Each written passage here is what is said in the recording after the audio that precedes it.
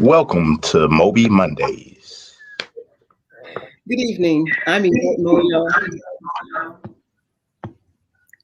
and we welcome you to this session of MOBE Mondays. MOBE is Marketing Opportunities in Business and Entertainment. And for those of you that are joining us for the first time, we welcome you. First of all, before we get started this evening, I'd like to express our collective condolences to the Floyd family, the George Floyd family. This is the 1-year anniversary of his tragic murder. And we would like to just make sure that the family understands that any conversations related to him are in the utmost level of respect.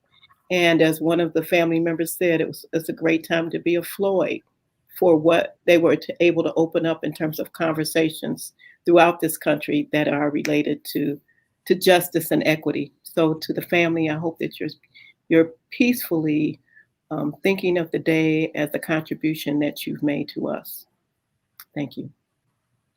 Tonight, we're going to have a conversation about the commitments that have been made from corporations to the cause. Once the reality of the death of George Floyd was seen by the world, and we can add others, Breonna Taylor, Tamar Rice, we can go on, but basically we're not going to stay there, because MOBE is an accelerator for business opportunity, for business success, and based on fairness and equity. And so tonight we're going to have a conversation with leading figures within the American business industry that have risen to the top, who will express some comments and provide some how-to information, or at least some case study examples about how the commitments that corporations make at a very high level are delivered or not delivered. Again, MOBE is an accelerator for business, so that we hope after you get this information, you will be fired up to find out ways that you can participate, not necessarily agitate, but participate in a way that we can get our full range of opportunities. So with that, I'm going to introduce you to the moderator tonight. Our moderator is a person that I've known for a while, who's been a MOBE family member, and he's done such great things. And the introduction is going to be short, but I will tell you he is amazing.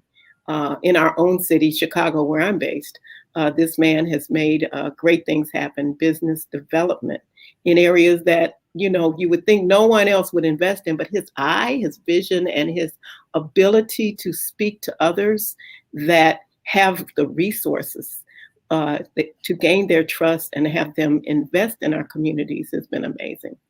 Most recently, the actor Harry Lennox, who I think Spike Lee introduced him to us, but he's had a long time career on many stages. Lyneir was able to support his wonderful vision for a Congo Theater, an independent theater company. That, in addition to him being a leader in urban development, and actually a leader at Rutgers in thought about urban development, that is the personal touch that I know personally about this man. And he's been a part of our MOBE Marketing Opportunities in Business and Entertainment presentations for many years, and we appreciate that.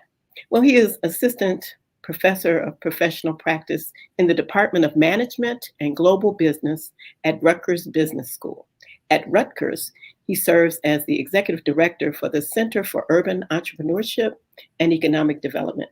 Lyneir founded the Chicago Trend Corporation, a social enterprise that has raised over $17 million from impact investors to strengthen urban neighborhoods and empower people of color to own commercial property. Lyneir, we thank you for being here tonight. I'm going to sign off and really listen to this conversation, take some notes, and be thoughtful about what I know about the barriers to doing business in corporate America and how I could change my thinking as a result of listening. Thank you so much for being here, and I'll see you at the end of the conversation. Great. Thank you, Yvette. As you know, my hope is that this is an opening to an ongoing conversation and not a one-off discussion.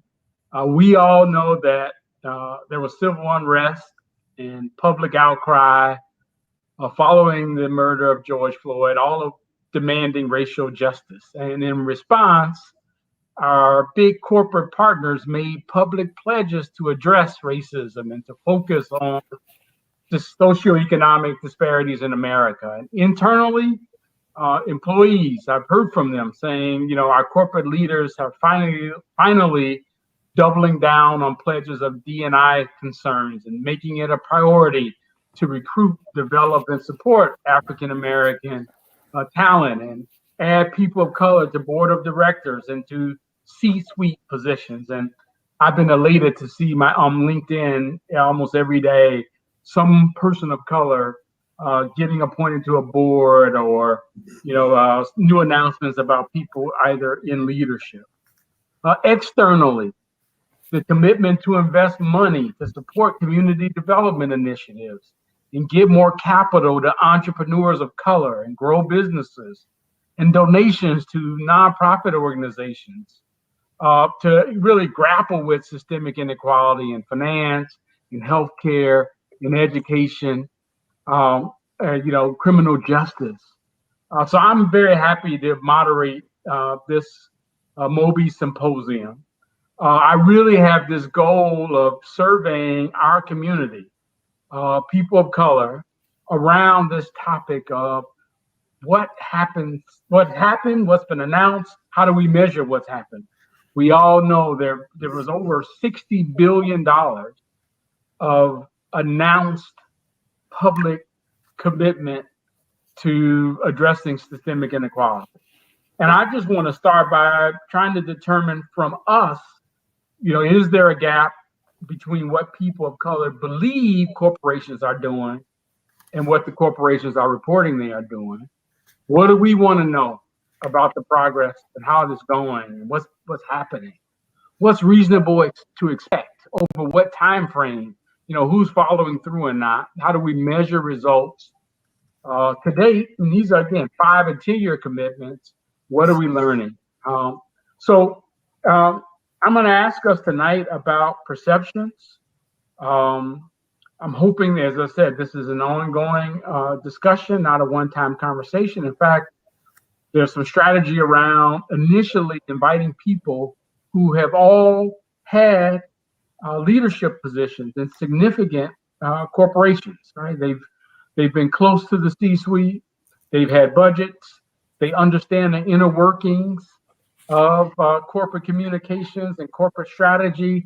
They've been in the meetings. They've helped develop those strategic priorities. They've been on the front line of communications. Each person here has had budget and they've had real results. They've seen positive change, but they also know the difference between spin and reality. And so I want to briefly introduce you to each one of our panelists and then just get into our discussion. We wanted to chop it up among each other, so I'm going to tee up a few questions. I really invite the audience to put questions in the chat. Again, this is not, we have the answers. This is a family discussion about how we get answers and how we pose the questions and how we speak truth to power to deliver on announced commitments. So tonight, it's funny, I'm going to talk about their prior roles, and then I'm going to ask each of them to spend 30 seconds or a minute to talk about their career as well as their current endeavors. We're joined tonight by Cheryl Grace, who's had leadership positions in Nielsen and NBC Universal, and is now pursuing entrepreneurial opportunities. Similarly, Ron LeGrand, leadership positions at AARP and Nabisco, and Perri Richman, leadership positions at Train and American Standard. Again, all folks who've been at the table in the trenches and understand the strategies. So why don't I start, Cheryl, if you will, tell us a little bit more about yourself besides, your what you used to do, and, give us a brief introduction to your perspective on this topic. So first of all, thank you for having me, Yvette and Lyneir, for opening up this dialogue. I think it's a really critical one for us to have. I spent more than 25 years in corporate America, and much of that time I was responsible for ensuring that diversity was top of mind for the brands that I represented. And I will say that 2020 was a year of revelation for me, reflection and revelation, and reaction and reconnection. I opted out. It was enough for me. Not being on a plane, 3 to 5 days every single week gave me a chance to just kind of step back and think about what is it that I want to do with my life, and do I want to continue asking grown folks to recognize the importance of diversity? And I didn't. So I stepped out, and I want to, and have been focused now on helping women achieve their corporate success and in executive coaching. And that's what 2020 did for me. I just wanted to take a different take at how I could be effective in the world around me. Very good. Thank you. Ron, you want to say a few words? Well, thank you, Lyneir, and thank you, Yvette and Lyneir, for having me and having us, and for encouraging this conversation. As Lyneir has shared, my background includes Nabisco and AARP. More recently, I've been on Capitol Hill trying to tame that monster, and I finally retired 6 years ago. But now I'm doing other work, policy on criminal justice reform, policing reform, something that I started during my tenure with the House Judiciary Committee, but now I'm doing this as a consultant, working with a number of advocacy organizations. On this conversation, I came to Nabisco and AARP at the very beginning of their journey on diversity, inclusion, and equity. And in many ways, it was like pulling teeth. Mm-hmm. But I was saying earlier, in reference to AARP, to see where they are today, 18 years after I started with AARP, gives me great pride and encouragement that progress has been made. There's more to be done. And we're going to work on making that happen throughout corporate America. Thank you. Very good. Ron, I always talk about this work being evolutionary, not revolutionary. Absolutely. And your work is both. So, thank you for being here. Perri? Hi, I'm Perri Richman, and it's a pleasure to be here. Lyneir and Yvette, thank you for hosting this important accountability-driven conversation. And I very much echo both the progress sentiment as well as 2020 being a year of great reflection and an opportunity to step back, as Cheryl had mentioned. I'm a strategist and reputation builder. My focus and my technical expertise is around environmental, social, and governance issues. So accountability, I would say, is my middle name. I spent years inside of complex global multinational organizations and went through the process of setting and being part of 2 rounds of public ESG related commitments, including socially driven commitments and corporate citizenship, impact investing, as well as social change. Now I am living my passion, which is bridging corporates and early stage companies and exceptional founders, particularly those that are women and of minority origin. And I do this through a series of advisory services as well as a technology platform, and working together with an organization called Inspire Global Ventures, which is very much around bridging corporates and early stage companies for the future of innovation, as well as fueling outstanding entrepreneurs. So thank you, Lyneir. Thank you very much. So yeah, I'm gonna launch into a few questions, and I really didn't put anybody's name by this because, again, I want this to be a conversation among families. So we all know that corporations have made 5 and 10-year commitments, and again, I started to add up the numbers, and they quickly surpassed 50 billion. In my own little math, as large as $80 billion of commitments to, social justice, economic justice, supporting education, housing, small business, health. So what's your sense of how, it's the first year, everybody's ready for a report card. I want to figure out how to develop a report card at our center at Rutgers. What's your sense of how will we know if progress is being made? What do we want to know? How do we approach this discussion and have a conversation with our corporate partners in a way that is both, genuine, again, non-hostile, but ultimately, gets us, to answers and the results that we all want to see happen. There's so much to unpack there, Lyneir. Yeah. Start unpacking, Perri. So I'll start with where corporates are and how do we know whether or not our corporates are making progress. And 2020 and early 2021 really has been the year of the first diversity and inclusion, transparency, and specific reports. So since October of last year, corporates, primarily publicly traded companies, though many private companies are taking the accountability as well to share their progress, either against commitments that have been made publicly or those that are just continuously trying to do the right things internally. So a number of years ago, Coca-Cola was the first one to put out their diversity and inclusion data as it related to their workforce and their boards.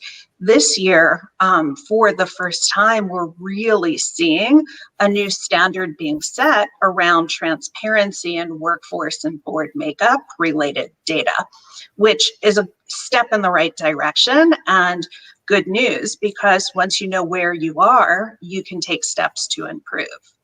Now, as it relates to key initiatives and initiatives around getting dollars into the hands of minority-owned businesses, my observation is that many companies outside of the banks are really in their infancy in doing this and knowing how to do it.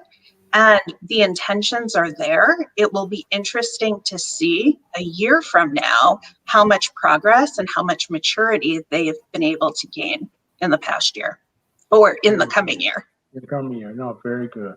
It's Cheryl, going to be LeGrand, interesting to see how these corporations do that, Perri. And I'm also curious as to whether in making that transition and moving in that direction, they're inviting input from community members, from leaders, whom they say they want to partner with. And I think all of you have heard me talk about the importance of emphasizing partnerships or strategic alliances. And one of the things I've said is, as we in the communities that they say they want to be supportive of and do better with, we need to understand that if they don't come to us, then in many respects, they're guessing. We need to be involved. We need to be invited to the table. And at the same time, I think it's imperative that all parties define what I call the value proposition. That is, how do we create a relationship that is a win-win all around, as opposed to going back to, say, the model of the 60s and 70s, where we talked about sponsorship. We've moved beyond that. We need something that is lasting, something that has permanence, and something that will really show in very visible, tangible ways the progress that's being made. And I'm a big believer that when we sit down with these companies, we explain, if they don't already know, our value as consumers, okay? And take it from there. Cheryl, Ron speaking your language now. He is. Ron, I spent the last 17 years of my career ensuring that corporate America, whether you were in the media and entertainment industry or whether you were in the CPG space, that you understood the $1.4 trillion of purchasing power that African Americans brought to the table, that you understood the more than $3.7 trillion, the collective spending power that Asian Americans, African Americans, and Latinos or Latinx brought to the table. And it's one of the reasons I finally, after 2020, I opted out, because I felt like I was talking until I was blue in the face. There's a turnover of new folks coming in, but not a lot of turnover at the top. And so if the message wasn't getting to the top and those leaders deciding to make a change for good, it just felt redundant.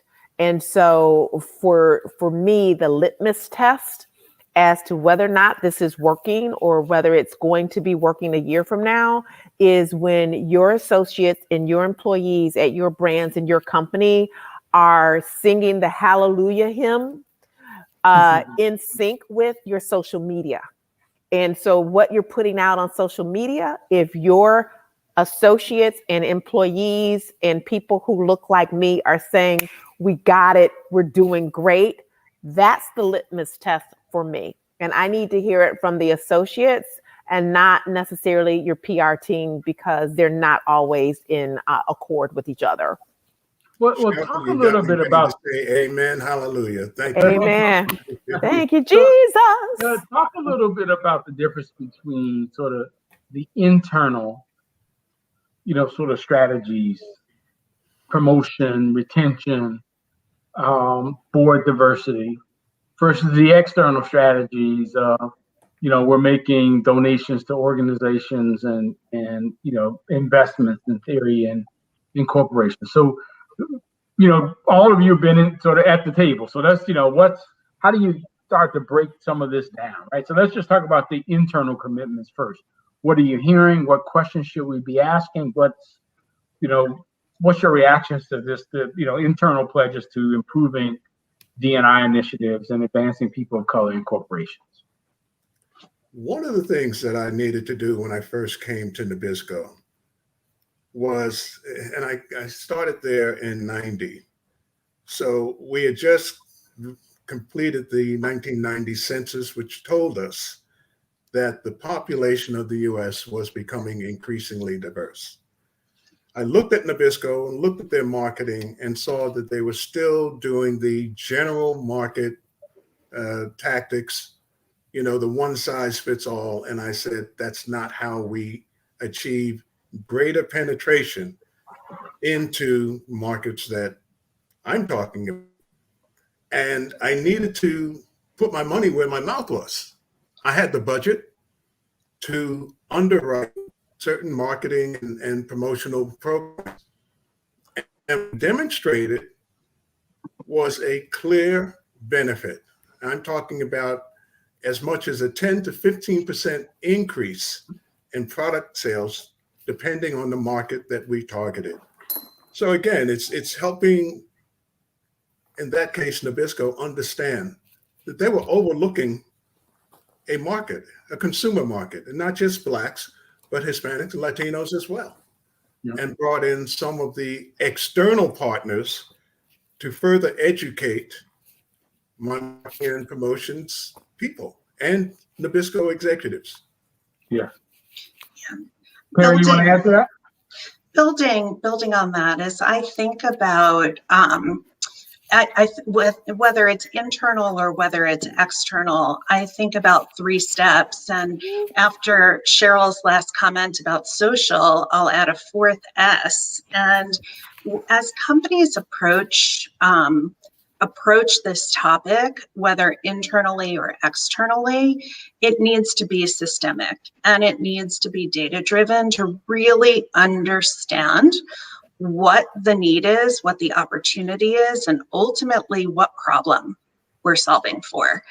That's number 1. Number 2, the second S is specific. So we see a lot of both internal and external commitments that are broad and hours driven or financially driven. And to me, I look for specificity. The best programs and the best initiatives and the best change is specific. It's the who, the what, the when, the where, the how, the why. It's all of that, and it's specific, which means it's also measurable. And the final piece, which goes back to Ron's point initially, is that it's sustainable, that it's not an initiative du jour or a check the box, and that it's truly sustained change. And I'm adding the 4th S, which is social, and that more emotionally driven point around employees being vocal and being true proponents and believers that the change is systemic, specific, and sustainable.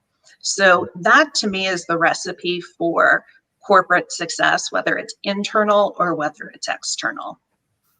And Cheryl, how do we begin this conversation, right? So, to really get that information, how do you, get both credibility, trust, camaraderie to say, okay, let's have this dialogue about, what the big commitments were versus versus how we're making progress toward those goals.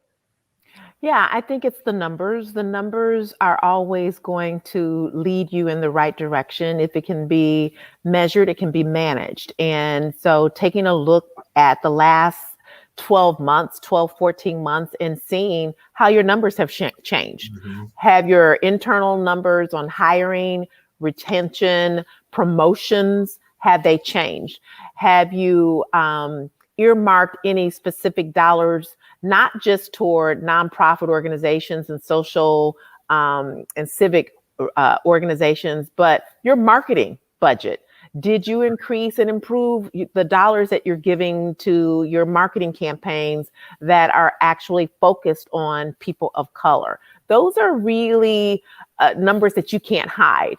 And they're numbers that people aren't really talking about either. So that's where I think it needs to start, is start with the numbers. And so the reason why I'm still probing this a little bit is so much of my experience is all about relationship, right? So if I walk in and say, show me your numbers, and I don't have a rapport with you, you're going to get spin, or you're going to get a no, or you're going to get, go over and talk to our, corporate communication.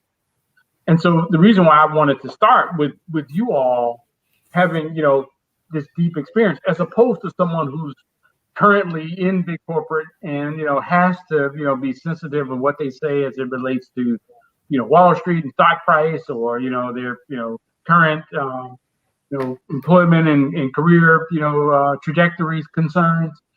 I wanted to have you on to say, look, how do we leverage our relationships to be able to get to the numbers, right? Well, to me, it seems like there's a preliminary step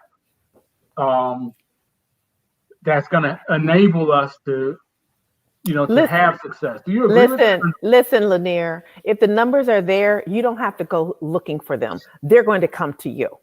When the numbers are worthy of being told, they're going to be putting those numbers out there. They're going to be reaching out to the organizations to share, look at me, look what we've done this year. We're very proud of this, which is why you see so many people making announcements. I think someone said every other day on LinkedIn, you're seeing these great announcements. They're pushing that out there.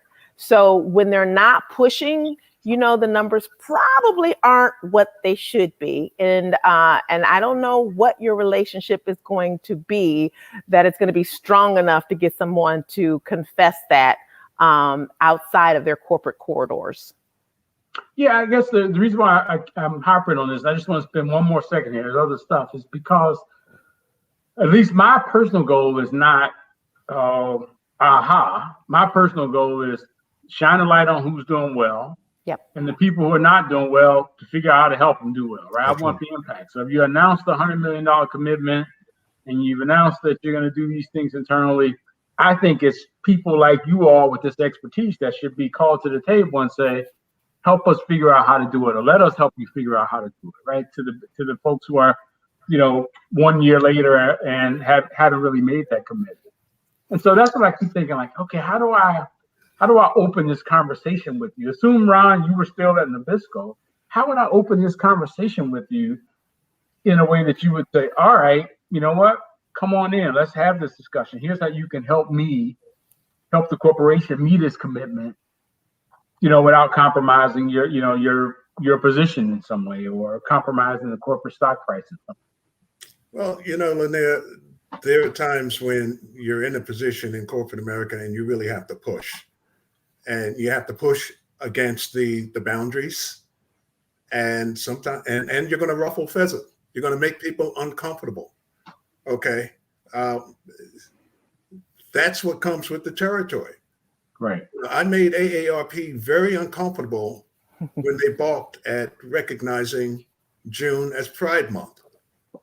They didn't want to do that. And yet I needed to show them that a certain percentage of their members are members of the LGBTQ community.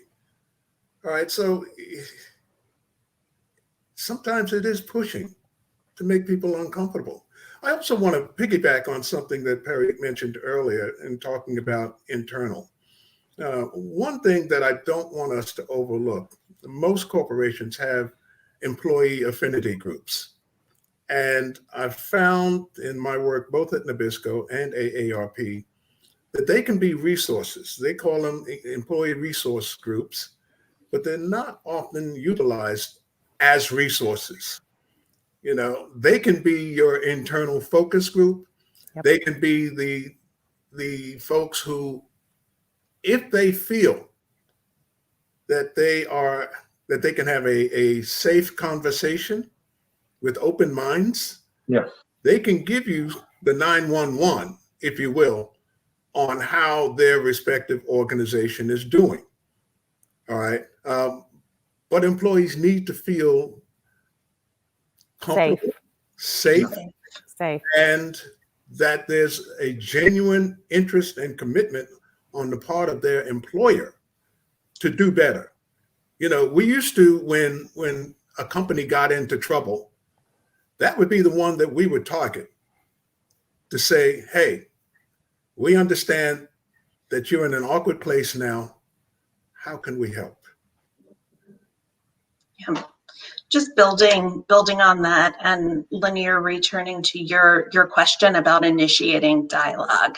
And there's a certain readiness that corporates need to be in order to really have a sticky effort going. And when you look at the S in ESG, the social, the people element in things, there's really only two times that really prompt, or two circumstances that really prompt a conversation internally. One is when there's a huge societal issue like we've been experiencing over the past year.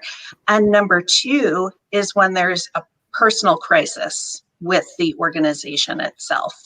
And while some organizations might not be ready to engage in a dialogue, there are so many organizations out there that are ready to engage in a dialogue, want to engage in a dialogue, and don't necessarily know what to do, but have the right intentions. So those that have some leading indicators, like acknowledging that they're early in their journey, to sharing their numbers, regardless of what they look like, indicating their progress, and demonstrating that they're not doing it alone. Ron said right up front, that ecosystem and sense of partnership is absolutely essential. So organizations that really are in the middle and have started in the journey and are honest about where they are, those are the organizations to go to and engage in a dialogue because they're primed, they're open, and they're acknowledging that they need help. Right. So I'm gonna throw out a name. So I have seen J.P. Morgan Chase do well. Anyone else come top of mind that you think from either what you read or do you know? Like I'm old school. Do I know any of my friends that have either been supported, been promoted, as in this last year or whatever? So I can not for any self-interested reason. I've seen the big J.P. Morgan Chase commitment. I've seen initial report cards and CEO level statements. Anyone else jump out at you as doing really well? I guess in your name or one of the corporations. I have this long list: Walmart, Amazon, Apple. I can go down this long list. But anybody have someone you'd say, boy, from early indications, they're making progress toward their commitment, and we should invite them to tell us more. Lyneir, I think I seem to recall reading something from Nike. Okay. And Nike has, I'm going to say that they have worked to be a partner and supporter of communities of color for a number of years. And I seem to recall reading recently that they have just renewed or refreshed their 5-year commitment. Very good. Anyone else? Any thoughts, Perri? Sure, I'd be happy to share. So when I look at what organizations are doing and who's making the most progress, it's less about the huge numbers that they're throwing out there and much more about how organizations are using their fundamental and core expertise to help create change. So dollars are important, there's no question. Partnerships, really important, no question. Metrics, important. However, it's the application of core expertise that really shows that a company is committed to using its full human resource to be able to create change. So I like the smaller steps forward because they are measurable. So Kroger is a wonderful example. They committed $3 million to minority-owned businesses in the communities where they operate and serve. They involved their local folks in nominating businesses, selecting businesses, mentoring businesses, and they not only selected a grouping of businesses, but they were transparent in what they were doing and how they were bringing their core resources to bear. So that's one example. I like Johnson & Johnson as a big example and what they've been doing to remove obstacles with supplier diversity. So a lot of the big numbers that we see are commitments to diverse supplier base. And we know it's really hard to become a supplier to a large multinational company. And J&J has very specific guidance and steps for minority-owned or diverse businesses to remove those obstacles for consideration and move them up on the consideration list. So it's these very specific steps that, to me, really show a company's progress. And Cheryl, you want to add, because my sense is I see Erica posted in the chat. Sodexo is doing good work. Yeah. These are, I think, the people we're going to initially try to have the conversation with, like how, why, what should others learn?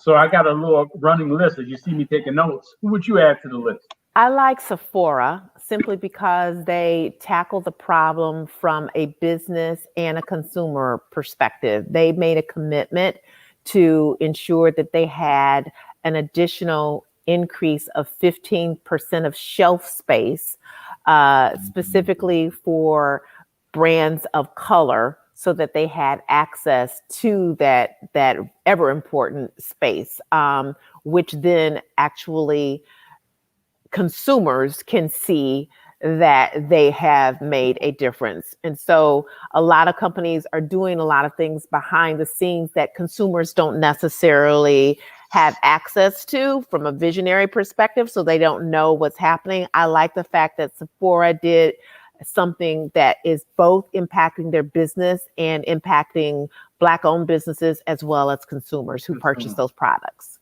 That's great. Now let me pivot on that a little bit too. So we've seen the big donations go to, the large, sort of, well-established historic NAACP, Urban League, in my field, economic development work, LISC, and some of the CDFI partners, the ACLU, right? What's your sense of how we get response and accountability from those organizations that have received?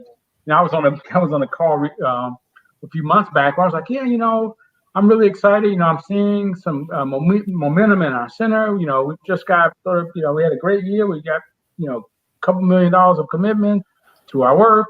And I was at the time, he was president of LISC. He was like, we just got $225 million commitment. And I kept thinking, wow. But I also wanted to know, so what are you doing with that money? Is it getting to people of color? Is it getting to communities of color? And nobody I know has gotten capital from LISC. Right? I mean, that's not I don't want it to sound like a direct shot at LISC, but I'm just saying, I really want to understand. Tell me somebody I know that's, benefited from contributions made to ACLU or Urban League or, NAACP. Anybody else feel like that? Is that unfair? Is that too much of a push?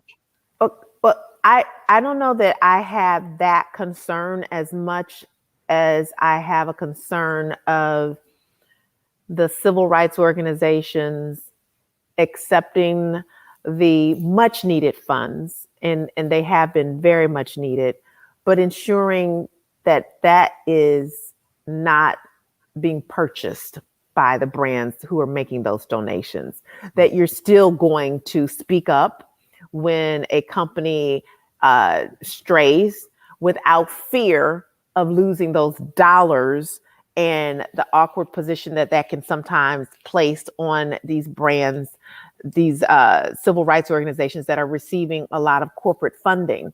So my ask is to ensure that you are still staying on the case, even when the $225 million starts to pour in, that doesn't jade the organizations or the leaders of the organizations to have them step back a little bit and not be as upfront and on point with some of these brands just because the big dollars are now rolling in. So there's an accountability that I hope that we are holding true with these civil and social justice organizations. Lyneir, as I mentioned earlier, I'm now doing more work in the space of reform, criminal justice reform, policing reform, sentencing reform. Good. And to Cheryl's point, I have to say that ACLU, NAACP, the Leadership Conference on Civil and Human Rights, along with a number of other civil rights organizations, have been very visible and very vocal on the reform conversation. And I got to tell you, frankly, they have not shown any indication of shrinking back. Good. They are being very aggressive. I think that if one was to some of their letters to members of Congress, you would put the progressive box, okay, politically, but they're not shying away from that. They recognize that they have a responsibility. They understand that folks are looking at them, and they want to be seen as being credible voices from their respective communities. I mentioned some Black organizations, but Hispanic, Latino, Asian, you name it. Those organizations are working together, because what are we seeing lately? We're seeing various racial and demographic communities being attacked, okay, in public with seemingly no shame, no hesitation. And all of these organizations are rising up and saying enough is enough. Perri, ACLU, any thought there? I use ACLU or, any of the other organizations you see getting, big announced gifts. What's the conversation we should have with organizations like that? So I really love what Cheryl had to say in terms of helping these organizations remain objective and not necessarily being bought by corporates. That is a different side of the coin from where I come from, which is these organizations are receiving large checks from corporates. There's a responsibility of public-private partnership to be specific about where and how the dollars are being spent, and also being specific about programs, initiatives, efforts, and reporting, not just this is how much money was spent and this was the number of people served, but outcomes, outcome-driven reporting, even if it can't be done immediately. And again, it's this journey that we're spending this money now to drive change here. And we have a 10-year program in place to measure the outcomes that have come as a result of these dollars. So it's really, one, setting the expectation, and two, there is some capacity building needed by corporates and by public entities to be able to think about outcomes and create that time and space for measuring outcomes, because we're so busy doing the work and creating the change. It is important to do that kind of measurement as well. Very good. So let me make this statement. We're going to take questions I'm going to ask one more question. And I'd love to have anyone in the audience with questions to post them in the chat. I see Ivan. We'll come to your question in 1 second, a couple minutes. And then any good corporate actors, any other sort of direction anyone in the audience would like to take on this topic? I want to open that up in about 5 minutes. Let me ask this final question, I guess, for now. This new money versus repackaging. So, I mentioned in my own little scorecard, I had anywhere from 60 to 80 billion dollars of public commitment. I mean, JP Morgan Chase was 30 billion. I saw some big, PNC just made a big announcement. So a lot of the big banks, Apple, Microsoft, I've seen some big, Amazon, I've seen some big commitments as well. We've all been in the strategy meetings where, the C-suite calls and says, let's have a conversation here, bring what you're doing to the table. Mm-hmm. And it sort of gets, okay, Ron, you were already planning on doing this year. Cheryl, your budget is X. Perri, how do we put this all together? And, and when it's amalgamated, it sounds, monumental, right? Versus, repackaging versus, we're going to think deeply about what we should be doing and find new capital and new approaches. What's anybody sort of comment on how much of this is repackaging versus new money, and what's reasonable to expect in either instances, I guess. Cheryl, go ahead. Cheryl. So I think it's important to look at the percentage of the spend, and whether or not 30 billion sounds like a huge number. But if it is like 1% of total spend for the company, is it really? I don't know. So I would look at the percentage, and as you say, repackaging and then putting it all together and then putting out that message, what is the percentage overall of the spend that the company is making to commit toward these initiatives? And you made a point earlier, we talked about, is the brand really behind it? Is the sort of the corporate commitment and mission really behind that big number? Just say another word on that, please. So, and this is the new Cheryl versus the corporate Cheryl. I feel like they're like, how you used to see the devil and the angel sitting on somebody's shoulders and like, say this and say this. Because I've been such an advocate for corporate America for so long. I spent my career being a corporate advocate. And I think the thing that just concerns me is whether or not there is truly commitment from the top down that are driving these initiatives, and that the budget is reflective of it, and that it's not something that's going to disappear, in another 18 months. And so that's why I'm advocating, pay attention to the percentages of the dollars, pay attention to, how many people of color have been elevated from within, and you don't have to job hop to get that attention, and how many people who are sitting at the table feel empowered enough that they're being heard. Those are milestones and earmarks that I think we should be paying attention to. Great. And I think that's, yep, I think that's right, Cheryl, in terms of looking at the percentage and also looking where the money is being spent from. So you offered Sephora as a wonderful example of a company that is using its core competency to create change. Same thing with Vice Media, giving away advertising space and spend to Black-owned businesses to advance their causes. And when you look at where dollars inside of companies are coming from, it's supplier diversity efforts, it's marketing, it's philanthropy and impact investing, it's new funds or partnerships with funds. So looking at where the money is coming from and the percentage of money coming from each place is absolutely critical.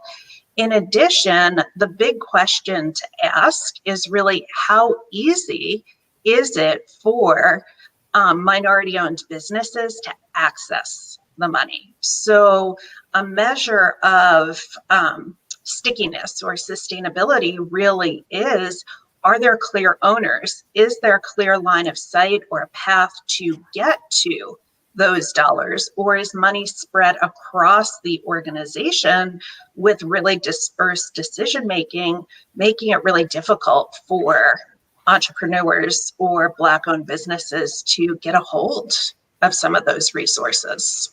Absolutely. That's such an important point, Perri. You're dead on with that. Yeah. Cheryl and Perri have said it all. And Ron, you talk about budget. Talk about the budget. Is the internal question, the leadership question. The decisions about money are made by someone in leadership, maybe a committee, but we need to look and see who makes up that leadership. Yeah. What's the representation that we have at the very top, at the decision-making level or area of each of these corporations? That's what's going to have a tremendous influence and provide valuable and needed insight to other leaders within the corporation. Right. You talked a little bit about budgets too. You had who has budget, who has ability to contract with people. And, yeah. So, Ron, what I would add to that in terms of leadership is the lifespan of a CEO is, depending on your industry, is anywhere between 4 years to 7 to 10 years. Some have longer, of course, but the average lifespan. And so when it's time for a turnover and you have a CEO who's done tremendous work and has been committed, what is the evaluation process for bringing on another CEO to ensure that there is ongoing continued alignment with the commitment to diversity? Because I've seen companies go from, 0 to 600,000 flat and then go back down to 0 in a blink of an eye because of a changeover in leadership. So what is the process? Which is why the boards are so important, right? Having the diversity of those boards so that the board members are asking those tough questions. Otherwise, you end up back where you were, 10 years ago, and you're not moving forward. So I think that's really important. Cheryl, keep me up. If you keep it up, I'm going to be saying amen and up here. We're good. So, all right, let me give you 2 rapid fire questions. I'll give maybe the first one to Perri, regulatory, and then maybe Ron and Cheryl. Everybody can comment on it. So Ivan Williamson, his question is, how are some of the regulatory requirements that we're seeing come out of state government, federal regulations, driving or any way assisting in, the diversity initiatives and spin? Any reaction there, Perri? Yes, and I actually want to highlight one organization in particular that's doing really well. The EU was the first to really press for diversity on boards with women. We're seeing legislation coming out of the state of California. At the same time, what's been really interesting is to watch NASDAQ. And NASDAQ has really been evolving their work along with the SEC to require all companies that are listed on the NASDAQ to release a certain amount of diversity, equity, and inclusion data.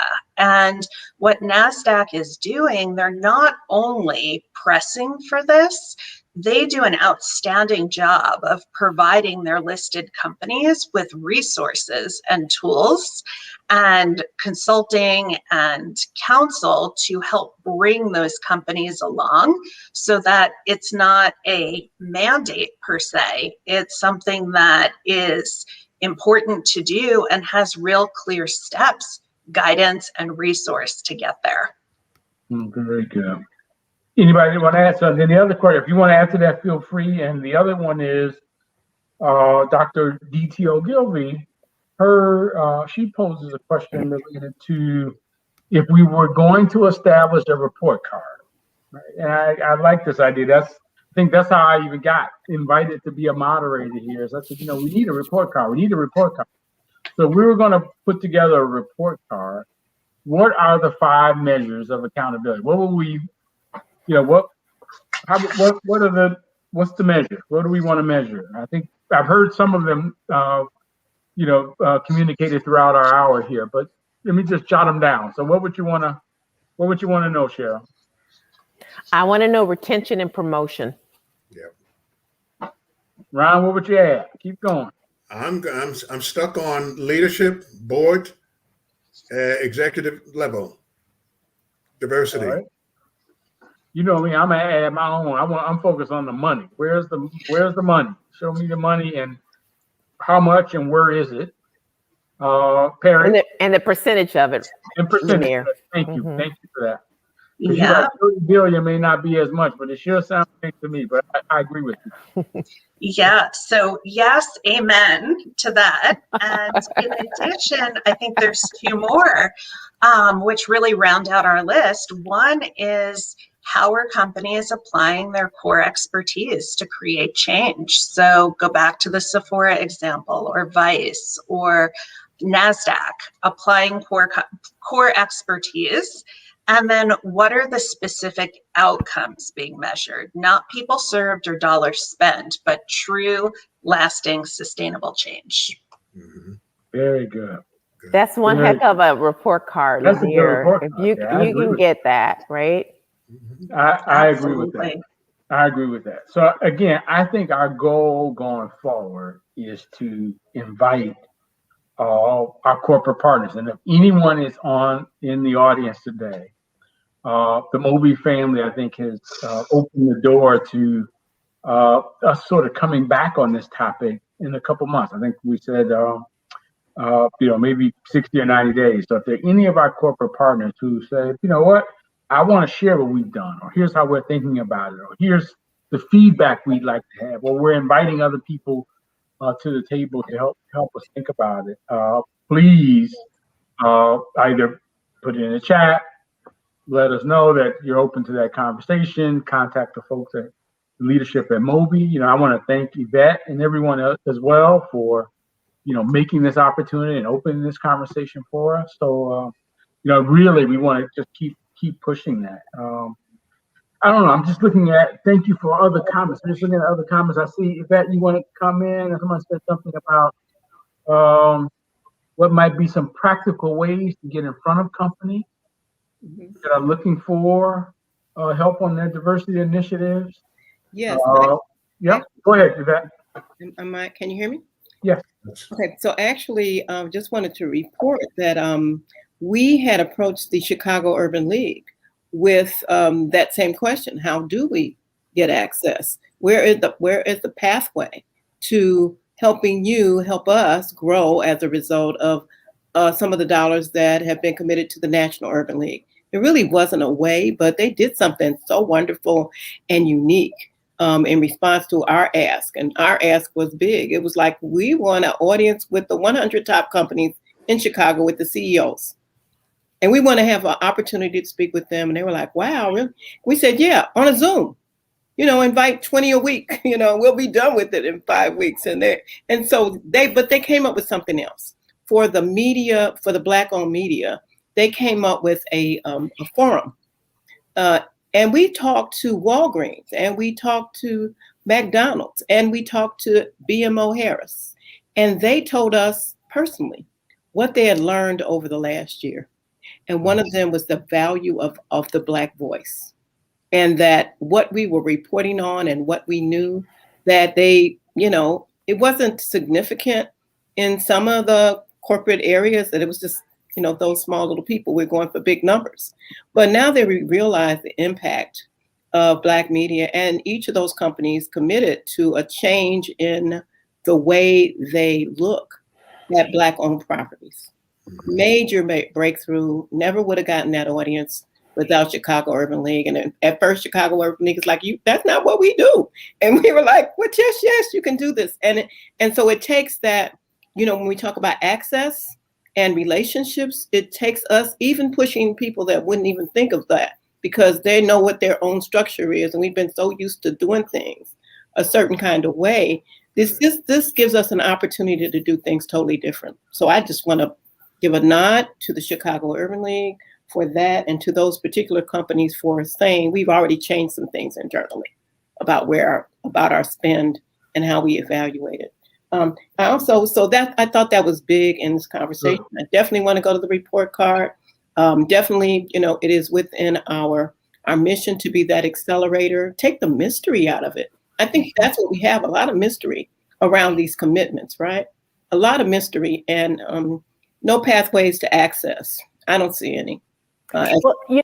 Yvette, if I can say the mystery, I think, and someone said it earlier in the call, some of the mystery is because people aren't necessarily comfortable sharing their numbers because they think they're going to be judged. And what they fail to recognize, and what I've seen from the Black community, is as long as you're transparent with us and say our numbers may not be where we want them to be today, but we're committed to getting them there. This is what they look like.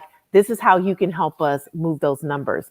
Transparency and commitment should be going hand in hand. And when you have that, you'll find that your brand will become a trusted brand with communities, because they know that you were a little bit on the struggle bus. You shared that you were on the struggle bus. You ask us how to help get you off of that bus, and we feel like we're in it with you. That makes a huge difference. It does. And back in the day, we saw that with some companies like Nabisco. We did. Partnered early with MOBE and General Foods and a couple of other, Revlon. And those people, they haven't really been, I don't think, at all the tables as much as they could be today. I mean, we've seen the clock turn back in terms of how corporate deals with Black-owned businesses. The clock has turned back in 15 years. We are way behind where we used to be. And so those companies that we used to do business with, and I'll call some of them Lyneir, about the report card and say, you used to be here at this table, Target or Adidas or Reebok or Nike. Where are you now? And come on back to MOBE. That would be a way to get this report card thing rolling, I think. And thank you for I think that makes total sense. I mean, I'm not even going to try to go back in years in terms of when we first connected. But I will say that MOBE was very instrumental in helping both Nabisco and AARP achieve some of its goals. I mentioned earlier about the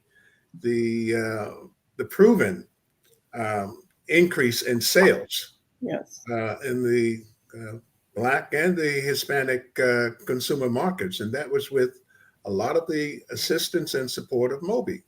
When I went to AARP, one of their big concerns was increasing the diversity of their membership. And I'm looking at the screen and I'm seeing AARP still there. They would not be there but for the fact that MOBE has continued to demonstrate its values. And I say not just MOBE, but the MOBE family, because that's what we've been for how many decades? I mean, my gray hair is showing. So it's 29 years. 29 years. 29. Yeah. Yeah. I don't look like what I've been through. Thank you for your leadership, Yvette. Yes, thank you, Yvette. Thank you. Yvette, you get last word tonight because you are the leader. I want to say thank you as well for giving us this platform and opportunity to have this conversation with family. It is the MOBE family. And I think, we used to call ourselves the MOBE Institute because we are a place where you could come and get almost anything you want. You could find out any kind of business you wanted and get a stamp of approval for people that have been in this forum. So pray for us and the MOBE Institute coming back so that we also can be a helpmate to the corporations and to small Black businesses and other businesses who just want to know case study examples of the experts like Cheryl, Grace, and like LeGrand. There is too much knowledge that is thrown away.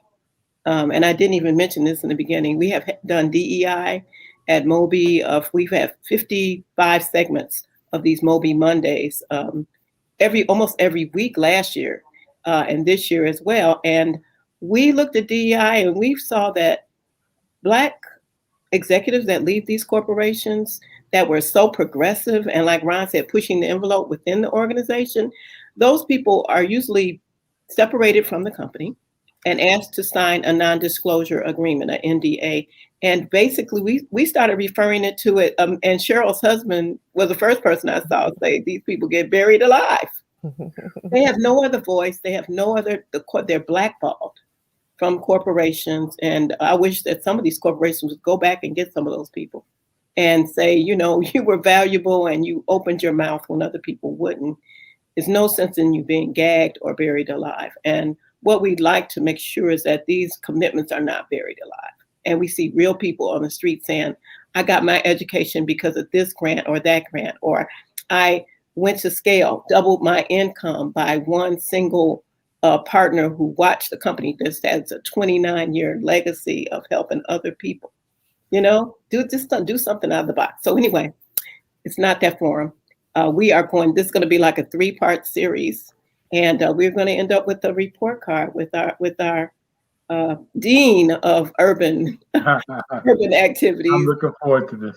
Yes. So thank you, ladies and gentlemen. I think Rael Jackson, who is our announcer here, the voice of God, was responsible for coming up with this title, the theme, and some of the language for this session. So to our young hero, I'm going to stop talking because I think when he comes on, I get some feedback. So thank you and good night. And Rael will come in and tell you what's going to happen during our next MOBE session. Thank you so much. Thank you, Yvette. Thank you. Thanks, Yvette. God bless. Thank you, everybody. At MOBE, our mission is helping to accelerate business. MOBE is a business, brand, and career accelerator. In celebration of the Black Music Month, on June 7th, we will discuss music ownership. Our speakers will discuss how music creators can maintain ownership of their product in publishing, distribution, streaming, and licensing. Tune in on Monday, June 7th at 7 p.m. Eastern, 6 p.m. Central Standard Time, and join the conversation. Please continue to share this link, this information. It will be on social media live, this conversation that we just had. Floyd died, corporations decried. And we would love for you to just keep sharing that so as many people can see it and understand what MOBE marketing opportunities in business and entertainment is all about. Have a great day and have a good evening. Bye-bye. Thank you, everyone.